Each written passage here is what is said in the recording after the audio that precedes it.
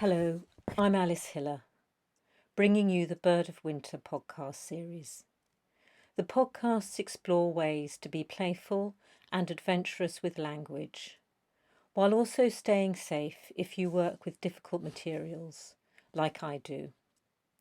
This time, I'll be looking at how we can travel, personally and creatively, beyond complex experiences. As a word of warning, this episode mentions sexual abuse briefly, in the context of the weight of silencing that can arise from this crime, and how we may release it through creative witness. What I'm going to explore here is the journey of the poem, with reference to my own sea level from Bird of Winter. I'll then offer you an optional prompt to use within your own art making. Specifically, I'm going to investigate how a strong forward momentum can make it more possible to engage with difficult materials through giving agency to writer and reader or listener. As you'll hear, sea level begins underground in darkness and ends in the light of morning. I'll read the poem through first, then talk about how it came together on a trip to Naples, then read it again before giving you the optional prompt. Sea level.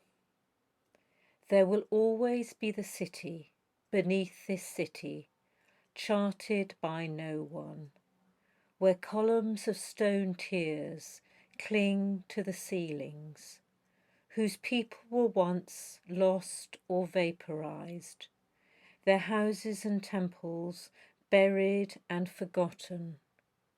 But let these people, who are my people, enter your lives again, and hope will shaft passages up through the bedrock until we swim free within the breathing harbour of morning. For sea level's journey to work, I needed both darkness and light to exist. I wanted readers to feel the oppressiveness of the silence and denial that many abusers, including my own, force onto children. These weights are carried by many of us whose experiences have been denied or dismissed.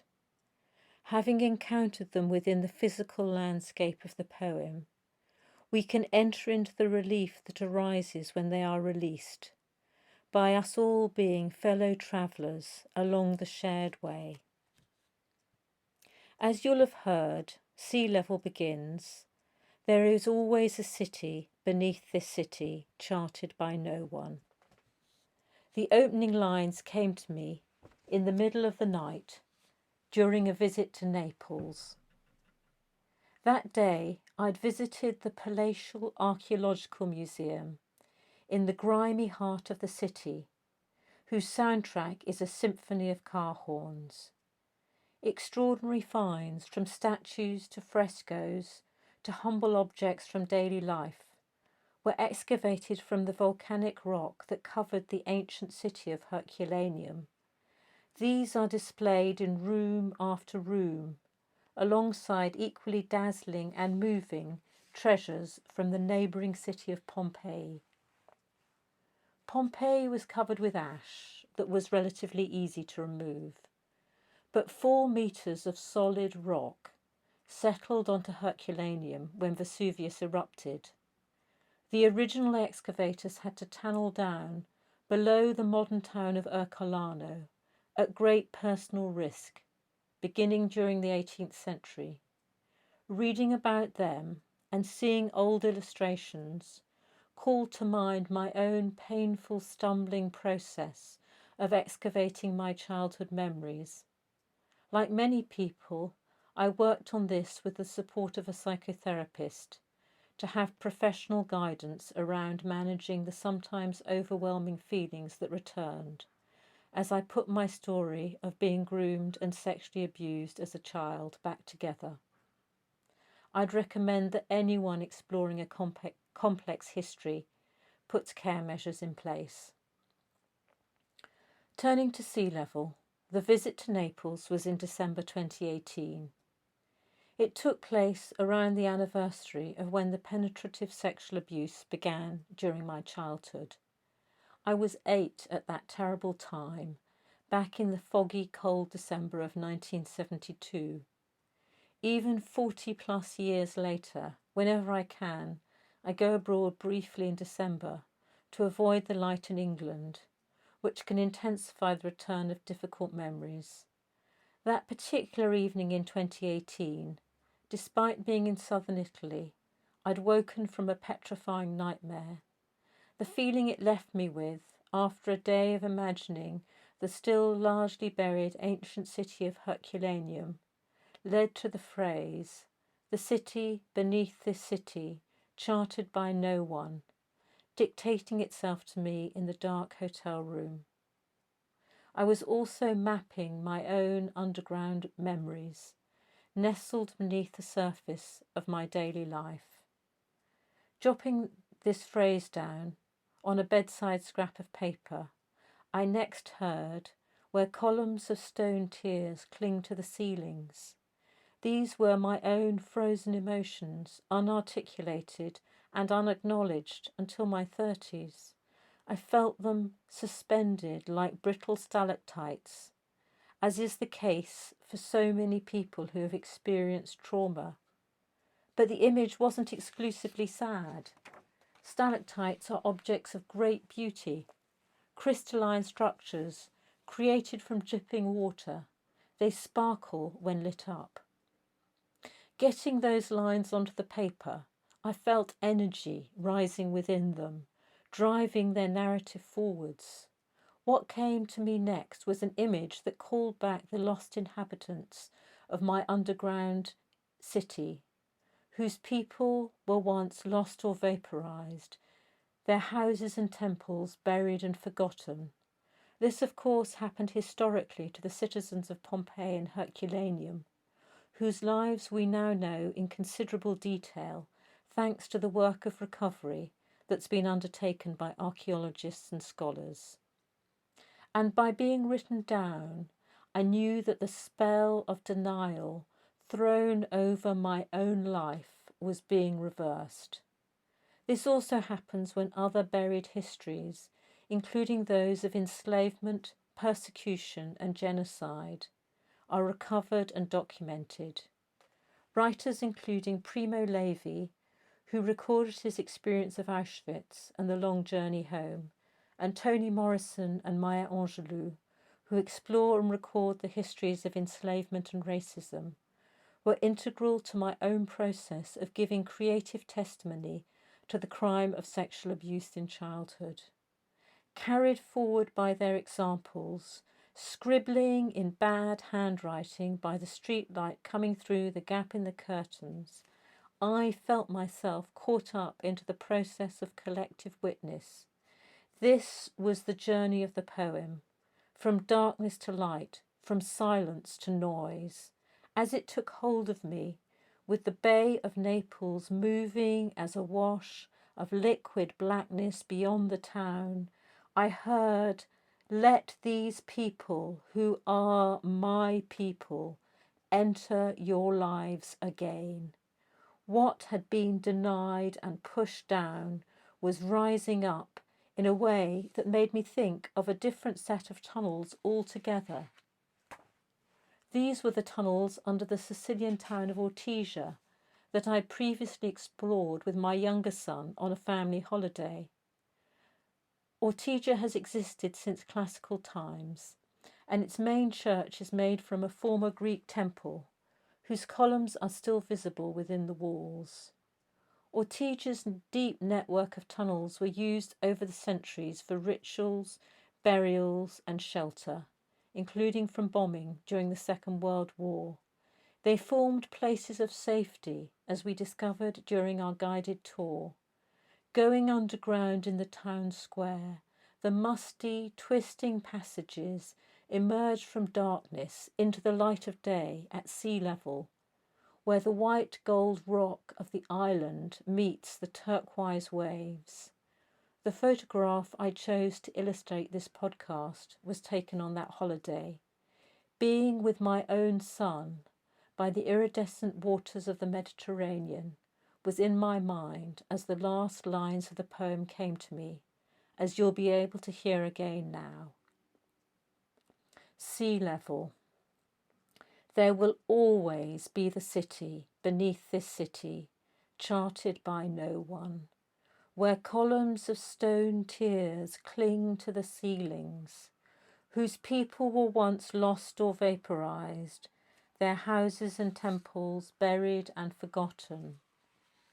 But let these people, who are my people, enter your lives again, and hope will shaft passages up through the bedrock until we swim free within the breathing harbour of morning.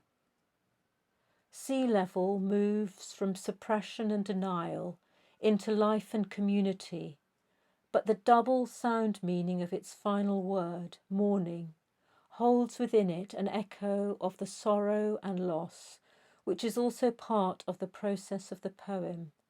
It gives the journey into the light an element of circularity. Those of us who have known difficult times will recognise this, as with the return of memories and anniversaries of the sort which initiated the poem for me. If anything I've said has been difficult for you, the Mind website has valuable links. If you'd like to try putting your own journey poem or artwork together, the following prompt may give you a few ideas. If you're going to stop listening now, I'm Alice Hiller, and I'd like to thank you very warmly for listening to me speak about sea level from the Bird of Winter podcast series. And now for the prompt. The first stage of putting your own journey poem or artwork together will be to think of an experience, feeling or memory which will be your starting point. It doesn't have to be taken from your own life, but it should be something that you can potentially travel beyond to a new place, physically, emotionally, geographically or conceptually.